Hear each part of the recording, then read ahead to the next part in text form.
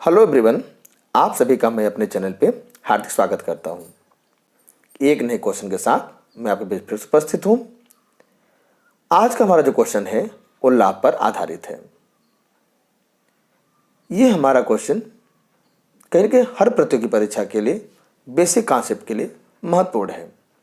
साथ ही साथ छोटे कक्षाओं में 6, 7, 8 में जो बच्चे पढ़ते हैं उनके बुक से काफ़ी टैली करता है। मतलब उनके परीक्षा में ये सब क्वेश्चन जरूर आते हैं, जो कि बेसिक ये लाभ हानि पे आधारित क्वेश्चन है।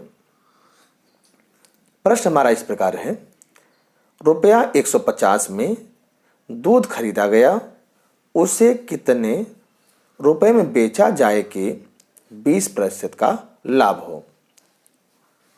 अगर आप डायरेक्ट यहाँ पर निकालना चाहें, विक्रय मूल्य निकालना चाहें, तो अगर डायरेक्ट नियम लगाना चाहें विक्रय मूल्य के लिए तो उसका सूत्र आप लगाना चाहेंगे तो लगा सकते हैं। जो वैल्यू दिया वो लिख लीजिए, 150 लिखा है। और दूसरा तरीका है, अगर लाभ हो रहा है तो इसका मतलब इसमें जोड़ दीजिए, हानि हो रहा है तो कम कर दीजिए। किसमें? 100 में।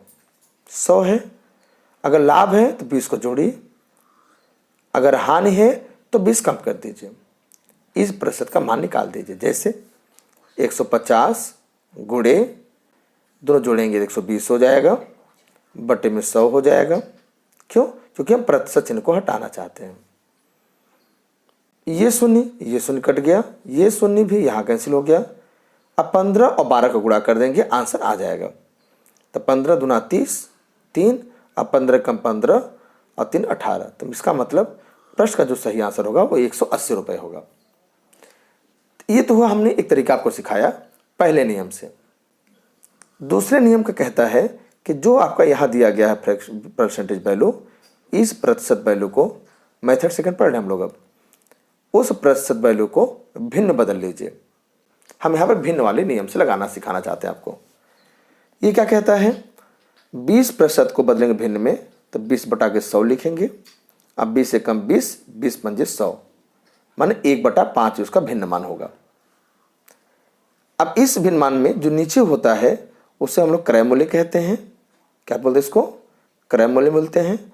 ऊपर वाले के लिए लाभ का प्रश्न है तो लाभ बोलेंगे, और हानि का प्रश्न है तो हानि बोलेंगे।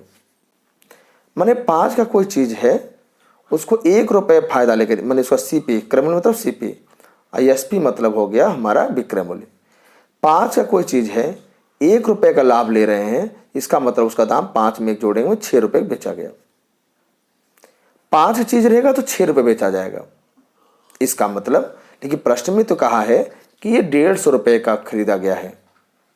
तो 5 का मान अगर प्रश्न में 150 रुपया बता रहा है, हम जिसको 5 मान रहे हैं उसको 150 करना है, तो 1 का मान अगर निकालेंगे तो 150 बटा के 5 हो जाएगा। 5 का मान फिर समझ लीजिए, 5 का मान अगर 150 है तो 1 का मान निकालेंगे तो इसका मतलब 150 बटा के 5 हो जाएगा। 5 ते 15 0, 1 का मान 30 होगा। 1 का मान 30 है तो 6 का मान बताना, क्योंकि 5 का मान 150 प्रश्न के अनुसार लेके चलेंगे तो 1 का मान 30 होने की वजह से 6 का मान भी हमें इस 30 के हिसाब से निकालना होगा।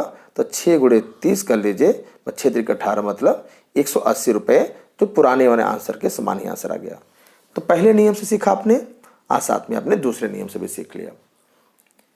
आपने एक कॉन्सेप्ट को सीख लिया है। आइए एक क्वेश्चन और लेकर आपको सिखाने प्रयास करते हैं कि आपने जो सीखा आपको तैयार हो कि नहीं हुआ।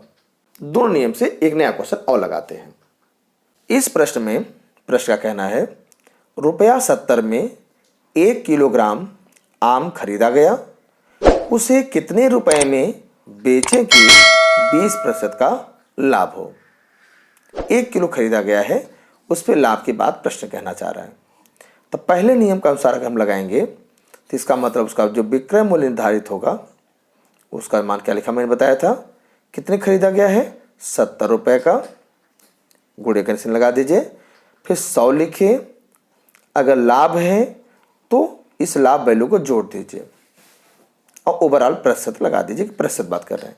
मतलब इस लाभ है तो +20 प्लस लगाइए, हानि है तो माइनस लगा दिए, -20 कर देते। तो 70 गुणे 120 प्रतिशत हटाएंगे तो इसका मतलब नीचे 100 लिखेंगे। एक शून्य कट गया, एक शून्य और कट गया। अब 12 सत्ते 84, माने इसका मतलब हमारा जो विक्रय मूल्य होगा 1 किलो आम का दाम होगा, वो अगर 20% लाभ चाहते हैं तो 84 रुपये में बेचना पड़ेगा, तब जाकर 20% लाभ आएगा। ये तो पहले नियम आपने सीखा। दूसरे नियम पे अगर हम ट्राई करने चलें तो इसका मतलब हमने क्या बताया आपको कि दिए गए प्रतिशत को भिन्न में बदल लीजिए, भिन्न का नियम लगाएंगे।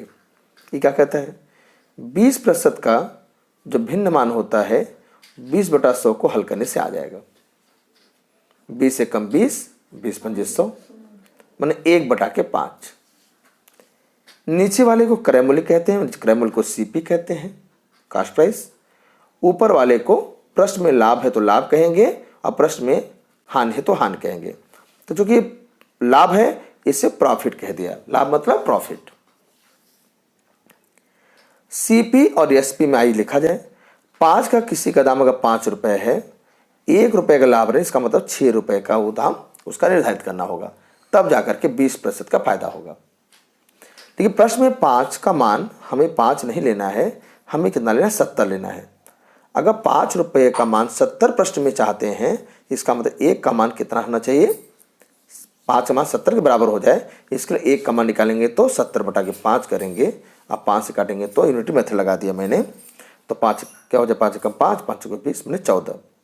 1 का मान 14 के बराबर होगा, जो कि हमें 70 चाहते हैं। तो 6 को भी अगर हम चाहते 70 के रिस्पेक्ट कितना हो जाए, तो इसमें भी 14 से गुणा करना होगा, चूँकि 1 का मान 14 है। तो 14 छांग 84, इसका मतलब 84 रुपये का उस वस्तु को बेचना होगा, जिससे उसका दाम 20% का लाभ उस पर प्राप्त होगा। ये रहा हमारा ये बेसिक कॉन्सेप्ट जो मैंने आपको समझाने का प्रयास किया। जूनियर सेक्शन वाले जो बच्चे, छोटे बच्चे हैं, उनके लिए ये रामबाण क्वेश्चन है, उनके परीक्षाओं में पूछा जाता है। बेसिक क्वेश्चन के थ्रू हम स्टैंडर्ड की तरफ भी बढ़ेंगे। हमारे साथ आप बने रहें और अपनी तैयारी को मजबूत करते रहें। फिर मुलाकात होगी एक नए वीडियो के साथ, तब तक के लिए thank you and bye bye.